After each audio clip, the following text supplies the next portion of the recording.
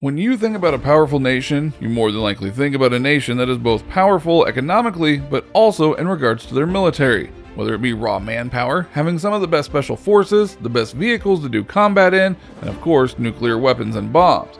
It's very easy to think about some of the strongest armies and nations in the world like China, the United States, the UK, Russia, etc. But have you ever really thought about the worst of the bunch? The ones that don't really stack up at all for one reason or another?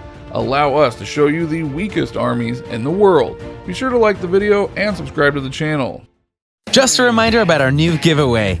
We're giving away the new iPad Pro or the new iMac Pro. The choice is yours. All you have to do is watch the full video, leave a like, comment the keyword hidden in the video, and make sure you're subscribed. It's that simple. Number 10. The Tribes of the World.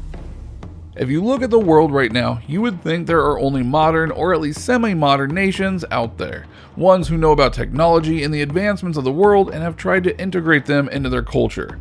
However, scattered throughout the earth are about 100 or so tribes that are very much old school in both their ways of life and the technologies that they use. So much so, they really look like they walked out of a history book in terms of their looks and weapons. These people reside in places like the Amazon, India, certain parts of Africa, and so on. And while they can kill you with things like bows and arrows, they aren't exactly hard to kill. A simple missile to an area full of them would wipe them all out. Plus, if you're armored enough, one well-trained soldier could likely take on a whole tribe, especially since they don't have armor to protect them. Thankfully, people and certain governments are trying to protect these tribes so that contact is minimal or doesn't even happen, so that conflict doesn't happen. Number 9. Nicaragua. The Nicaraguan army isn't exactly the most robust or dangerous out there for various reasons. For example, despite having over 6 million people in their population, they only have an army of about 13,000. Which pales in comparison to many superpowers in regards to just a single branch of their own military, and yet this is the entire Nicaragua fighting force. Plus, when you throw in their lack of offensive weaponry, it gets kind of laughable. In 2018, they had 20 military aircrafts, but none of them were fighter planes, so that kind of limits what they can do. They did have 84 tanks and 30 naval ships, but again, when you compare that to the rest of the world and its assets, it kind of pales in comparison, don't you think? A smart opponent would use their air superiority to blow up the tanks, then overwhelm their naval forces and just invade with no serious issues. It's grim, but it would happen easily. Number 8. Madagascar. We'll be honest here, we're honestly a little surprised that Madagascar has a military at all. It very much seems like a nation that wouldn't have one, which we will be discussing later, and yet it does, and it's not that impressive. Just to break down the numbers for you, of their 25 million person population, only 21,000 of them are in the military. Do we really have to explain how small that is? That's tiny. They only have 2 military aircrafts, 12 tanks, 8 naval vessels to use in a fight, and somehow they use $56 million on their fighting force. We think that's mainly because of construction costs. It's honestly really sad how small it is, but then again, Madagascar isn't exactly a place that is high on the radar for an invasion, so maybe that plays into it. Number 7. Iraq. Yeah, we're surprised too. At one point in time, Iraq under dictator Saddam Hussein was one of the biggest threats in all of the free world. It took many years to take him down, and the army that was loyal to him with him. And that's where things went downhill, because the United States, the UK, and more freed Iraq and turned it into a democracy, and thus made the military an afterthought in many ways. Granted, the various allied forces did try to train them to be a solid military again, but it became painfully obvious that this wasn't going to work, including one time where 50,000 ghost soldiers were found, meaning that they signed up to be soldiers, got paid, but didn't report for duty. This is a big reason why ISIS was able to overrun the country, because there was no real challenge to their rule. Number 6. Gabon. Admit it, if we showed you a map, you wouldn't be able to find Gabon, right? Exactly. Don't worry, it would take us a while too. Given its location and its population of only 1.7 million people, you probably understand why Gabon doesn't have the biggest military presence ever. In fact, it only has around 5,000 people in its military service. It has no tanks, 10 naval vessels, only 6 fighter crafts, and 24 aircraft for military use in total. Now that's not a lot at all, and yet they get some use, including being used to help ensure peace during election years.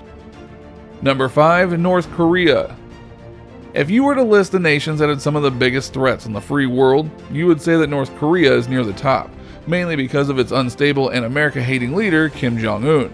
But what's more, his family has been the head of vast militaries in the past that led to the Korean War and other excursions. But here's the thing, that was then, and this is decades later under new leadership. Apparently what really is keeping a nation from stomping out North Korea is the threat of nuclear strikes. The military does have some decent size, but according to one, they're mostly used for conscripted labor at the behest of their leader. They're not well trained, and they obviously don't get a lot of use because of their secluded nature. If it wasn't for the bombs, Korea might honestly be unified right now. It just goes to show that while it may appear to look one way from a faraway distance, it's another thing entirely when you look at it up close. Number 4. Mauritania. Mauritania is definitely another country that you don't think about that often, so much so that you honestly couldn't point it out on a map. In terms of military power, it's really not that impressive at all. It's got over 20,000 people in their military, 0 fighter jets, 35 tanks, which isn't bad, but only 5 naval vessels. And when you look at some of the uniforms they wear during parades, you don't get the chill factor that most militaries present. Number 3. Central African Republic. Talking about the certain parts of Africa in terms of military might is tricky because Africa as a whole only has a few places where you're right to fear the military. The Central African Republic is not one of them.